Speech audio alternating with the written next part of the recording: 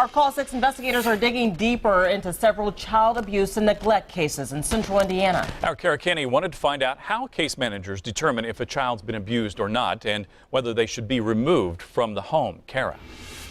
That's right, Todd. This week, the courts released DCS records on 2 child neglect cases. Both times, DCS investigated and did not find enough evidence, so the children were allowed to return to the home, which some argue was a mistake. 20-month-old Elijah Polk died from blunt force trauma in October, allegedly at the hands of his mom and her boyfriend. And months later in Anderson, a teen was found malnourished, covered in feces and near death, and her grandparents are allegedly to blame.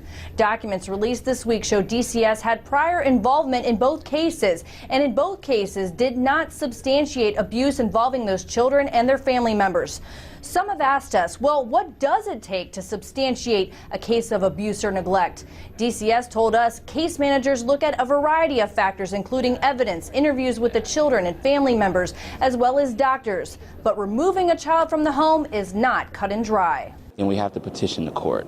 We have to have evidence that we think this child or children are unsafe in their home, and then the court would decide to agree with us or disagree. I mean, there could be a situation where we really think that this child is unsafe there, but because of the evidence we presented to the court, the judge may say, no, that child, you have not proven that that situation is unsafe, so that child needs to be with his or her family.